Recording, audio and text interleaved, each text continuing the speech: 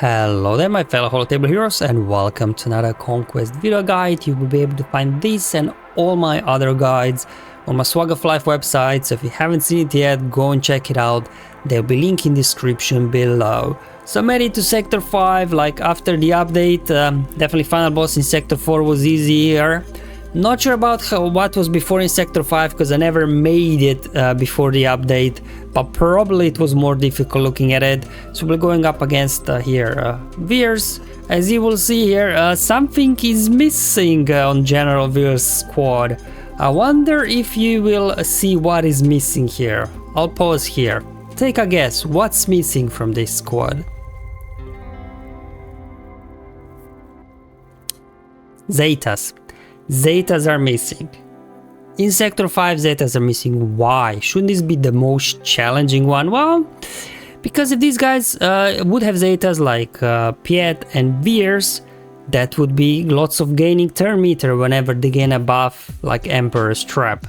And what would happen if they gain bonus turn meter? We would be able to cheese it with Radis as we've done it with previous runs of Conquest. They just get instantly dazed and you can just shut them down.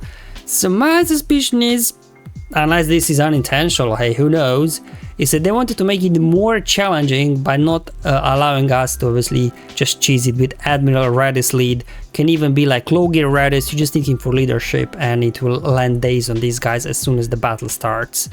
So I had to a little bit adjust the strategy. Initially I just planned Admiral Radis, but we'll just do something else. Anyway, more about it later. So you have to win with Tarfful surviving and then win with only dark side characters. Because Tarfful is light side, you will have to do this in 2 battles.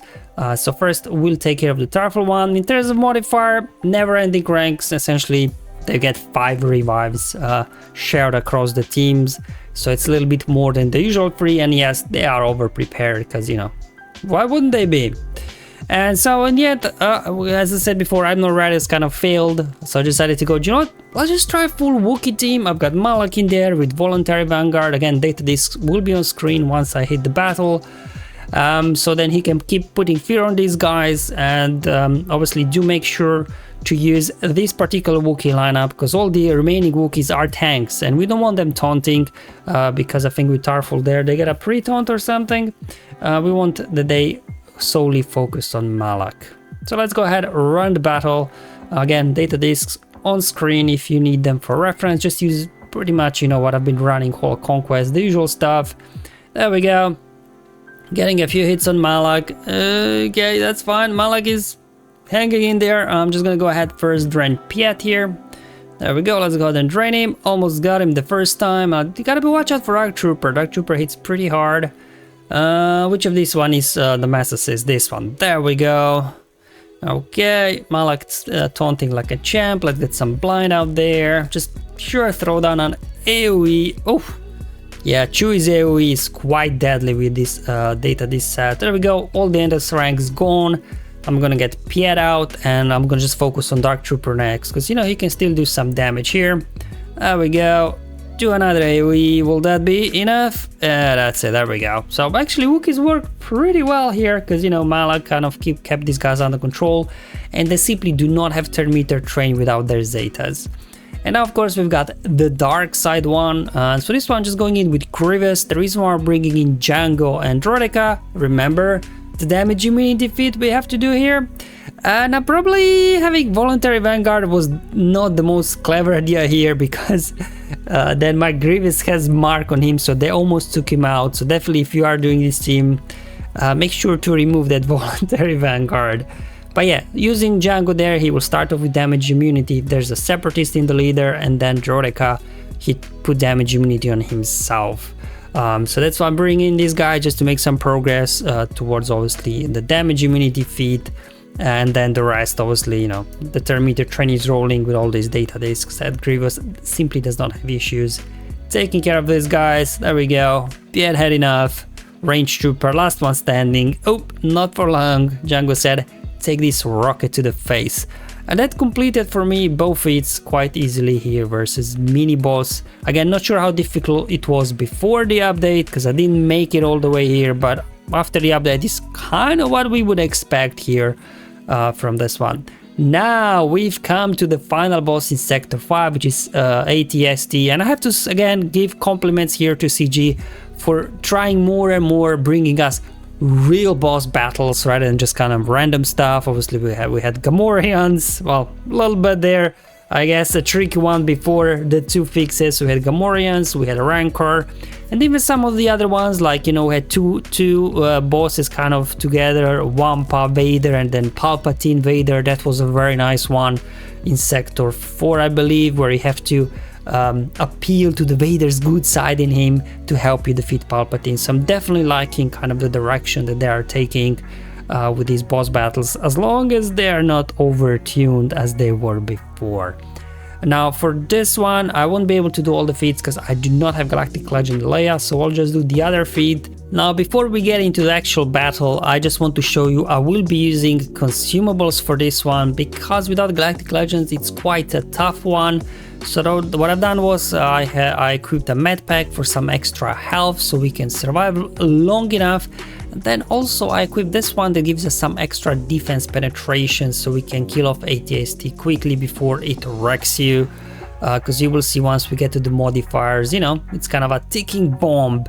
Okay, so let's look at this one. So you can see ATST, and there'll be a couple of scout troopers on the side. I cannot complete Leia one, so I'm not sure, but I would imagine if you got Leia, should be straightforward. I don't know. So we'll just do the other ones without using a Galactic Legend in your squad. Again, without Galactic Legend, it's gonna be tougher. Now, it's quite a lot of written here, but essentially what you have to do, you get an ability that you set a charge, explosive charge, so you need 3 of your characters to do that. And when they take a turn next time, they will then set off that explosive charge, and once you do that with 3 units, then you can actually deal damage to ATST. So you have to be selective of which 3 units will do the charge, because while they're waiting for the next turn to set off the charge, they can't participate in battle, so they won't be assisting, they won't be doing anything. Now, once those 3 explosive charges are set off, you will be able to do damage to ATST. However, it will once it has taken 10 turns, the AT, then you will lose. So it's a kind of a ticking time bomb. You really have to have lots of burst damage, and because ATST is sort of a raid boss, can't be insta-killed, it's kind of immune, you know, to all those half % base damage, so it's gonna have to be more or less raw damage that you have to take these guys down. And of course they're over prepared, but hey, only level 3, so we'll take it. Okay, so with all that in mind, this is the team that I will be using. So the idea here is Kenobi's taunting, that's why we need health, right, so that he can taunt all those hits, and then defense penetration, so the Commander Ahsoka Tano can use her Force Sleep, which will not insta-kill. However, we'll be able to stack damage, so that's what we want to do, that Padme, Anakin and Commander Ahsoka Tano, they're the one setting off the 3 charges, so Kenobi can taunt, can cleanse, and then Ahsoka, whenever we use special, she can constantly be assisting. She will have Shen on her, and then whenever she attacks out of a turn or evades, because, you know, she's got quite high evasion, I believe, as a part of her mastery, then we'll be able to increase the damage on Force Sleep. So that's why we need survivability with max health, and then as well defense penetration consumable, just to make this less RNG dependent, I think, you know. It's okay to use consumables, hey, it's the final boss, supposed to be a little bit more challenging. There we go, they go first, they're very fast, very quick out of the gate, doing some decent amount of damage. Luckily, obviously there with Padme lead, they cannot remove their meter on those staggers. So there we go, Anakin goes first. I'm gonna use the ability to set the charge, and then whenever Anakin gets the turn next, that'll happen, and we need Kenobi in action, so he won't be setting the charge. We'll just go ahead and cleanse off all those debuffs. Now before we also set the charge with Commander Ahsoka Tano, let's give Shen over to Padawan Ahsoka, so then whenever she attacks out of turn, we'll be increasing the damage of your Force Leap. So there we go, Ahsoka won't be doing that, we need her assisting, attacking, dispelling our buffs, and now Padme is the second, and now Commander Ahsoka Tano, the 3rd unit to set up the charge. So now the only 2 really participating in the battle are Kenobi and Ahsoka. The other ones that are setting up the charge, I believe they have like minus 90% speed or something. However, Anakin can gain bonus turn whenever somebody drops below 50% health, so that's how he'll be able to get quickly in there, and then Padme gets a bonus turn after him as well, and that's how he can kind of quickly get in there. And there we go, Kenobi dropped below, Anakin got his bonus turn, he set off the charge, now we only got 2 more, Padme got a bonus turn, she set it up, so we only need Commander Ahsoka Tano to get a turn, and then we'll be able to actually deal damage. But with both Anakin and Padme out there, we can obviously heal, gain protection up and things like that, making sure we survive long enough, and Ahsoka with Xian constantly assisting whenever we are doing that. Okay, yep, there we go, Commander Ahsoka Tano, there we go, all the stacks will now be removed, and now we can actually deal damage to this guy. And now we have to do it quickly. I think it's taken 2 turns already, so 8 turns to go before we lose the battle.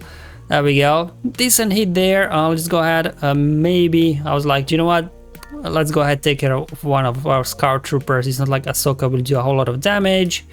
Okay, here comes an AoE, that's fine, we're hanging in there. Let's go ahead and get some assists, I guess, again ramping up the force leap damage, and that's where defense penetration will come in handy from the consumable, because boom, there we go, we nearly took it down. My Ahsoka, bear in mind, was only relic 5, so maybe 7 or 8 relic Ahsoka would actually insta-kill there. Well, not insta-kill, but defeat, and Anakin there doing the finishing blow. Just have to take care of the remaining Scout Trooper, and there we go.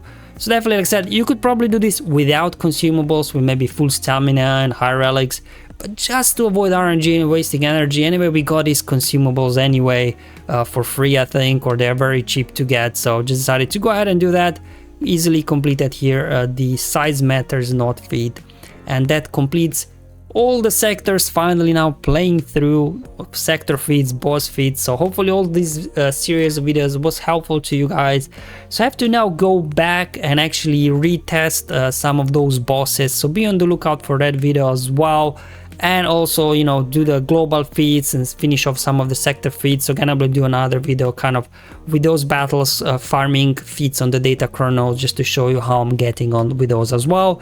So while yes, I'm finishing with the sector guides and boss guides, Conquest is not quite finished yet. I got a couple of more videos in the pipeline for you over the next couple of days.